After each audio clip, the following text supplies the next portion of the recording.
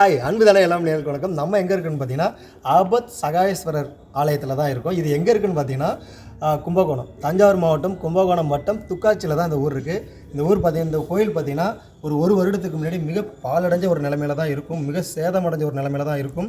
இப்போ ஒரு வருஷமாக இதோட திருப்பணி மேற்கொண்டு முடிஞ்சு இப்போ கும்பாபிஷேகம் நடத்தி கோயில் பார்க்கவே அவ்வளோ அழகாக இருக்குது.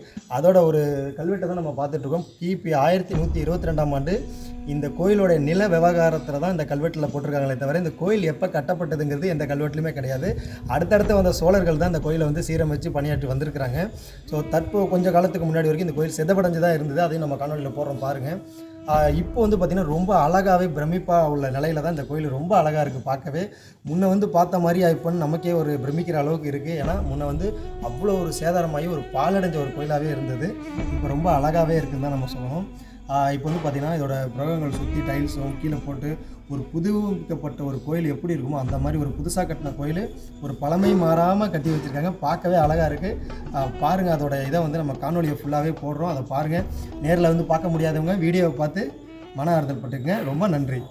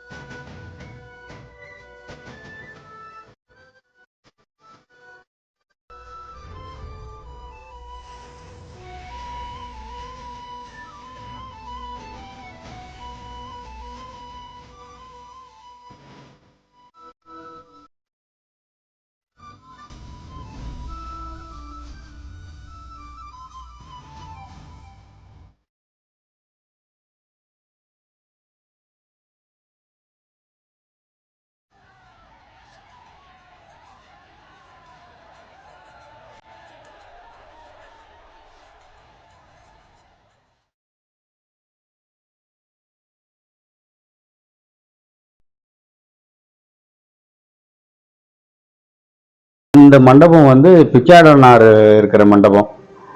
அந்த பிச்சாடனார் சிவன் பிச்சை எடுக்க போறதுக்கு போயிட்டு இருக்கிறப்ப நந்தி பெருமா பூதகணங்கள் அடுத்தது அங்க இருக்கிற பெண்கள்லாம் அவங்களுடைய அழகுக்கு மயங்கி ஆடை நழுவுறது கூட தெரியாம அந்த அழகுலேயே அவங்க பின்னாடியே போயிட்டு இருக்கிறது அதோட சிற்பம் இது. அவங்க ஒரு இதோட கதைகள் எப்படி வரும்னா, பிள்ளைக்கறி சிவன் ஒரு இடத்துல கேட்டிருப்பாங்க. அது முழு விளக்கம் தெரியும் எனக்கு. அந்த கதைக்கு உள்ள இது சிற்பமா இவங்க செதுக்கி இந்த கோயிலில் வச்சிருந்துருக்காங்க. அது அந்த காலத்திலேயே செதுக்கி வச்சிருக்காங்க. 1000 வருஷத்துக்கு முன்னாடியே அது செதுக்கி இதை வச்சிருந்தது. இது சிலைகள்லாம் பார்த்தீங்கன்னா அந்த ஆடை நழுவி அவங்க அந்த சிவனுடைய அழகுல மயங்கி அப்படியே பின்னாடியே போயிட்டு இருப்பாங்க. அதே மாதிரி பார்த்தீங்கன்னா அந்த கோயிலில் அதே ஒரு சிற்பங்கள் கொண்ட ஒரு தூணில் பார்த்தீங்கன்னா மேலே ஒரு பசுமாடே வந்து சிவனுக்கு வந்து பால் கறக்கிறத போட்டிருக்காங்க. உலகத்திலேயே வந்து இங்கே மட்டும்தான் சிலை வழிபாடு இருக்கிறது. திருபுவனம் சென்னையிலும் இருக்கு, அது தனியாக பண்ணிட்டு இருக்காங்க. அதை விட்டு இங்கே தான் ஆதி காலத்தில் ஆதி சரபர்னு சொல்றது. இந்த சரபர் மூர்த்தி வந்து வழிபாடு அந்த காலத்தில் சோழர்கள் வழிபட்டு வந்திருக்காங்க. நரசிம்மரை அந்த இரணியன் வதம் முடிச்சுட்டு அவருடைய கோபத்தை தணிக்கிறதுக்காக சிவபெருமான் வந்து சரபர் அவதாரமாக எடுத்து அவர் கோபத்தை தணிச்சதாக வரலாறு சொல்வது. சோழர்கள் அந்த காலத்து வழிபாட்டு தனி மண்டபமாக கட்டி இங்கே வழிபட்டு வந்திருக்காங்க. அந்த இரண்டாம் கோபுரத்துக்கு முன்னாடியே பார்த்தீங்கன்னா சர்வேஸ்வர் மண்டபம்னு சொல்லிட்டு இருக்கோம். அதாவது நரசிம்மரோடைய மண்டபம் தான் சொல்லுவேன். நரசிம்மரோட சிலை உள்ள இருக்கும். அதில் வந்து பார்த்தீங்கன்னா அந்த படிக்கட்டு ஏறுற இடத்துல மிக அற்புதமான சிலைகளை அமைச்சிருக்காங்க. ஒரு வேட்டைக்கு போகிறமான ஒரு அமைப்போடு இருக்குது. கிட்டத்தட்ட 1100 வருஷங்களுக்கு முன்னாடி உள்ள கிபி 1100 வருடங்கள் சொல்லியிருக்கிறாங்க. என்னன்னு பார்த்தீங்கன்னா ஒரு ஒரு ஒரு பெண்மணி கையில் ஒரு குழந்தை கையில் இருக்கிற மாதிரியும், அவங்கள தொடர்ந்து போகிற அது முன்னாடி உள்ள பெண்மணி வந்து ஒரு பன்றியை வேட்டையாடுற மாதிரியும் வந்து இருக்குது. இதோட இது முழுசாக நமக்கு தெரியல. அப்படி தெரிஞ்சால் கமெண்டில் சொல்லுங்கள். ஏன்னா குழந்தைய வச்சுக்கிட்டு போகிறாங்க. அவங்களுடைய காது அமைப்புலாம் பார்த்தீங்கன்னா அது ரொம்ப கீர்த்திக்கெல்லாம் முன்னாடி பார்த்தீங்கன்னா வளையம் தான் போட்டிருப்பாங்க. அதுக்கு அப்புறம் தான் இந்த பெண்களில் கடுக்கா அப்படிங்கிறத போட ஆரம்பித்தாங்க. அதில் அந்த வளையங்கிறது தெளிவாக தெரிஞ்சிருக்கும்.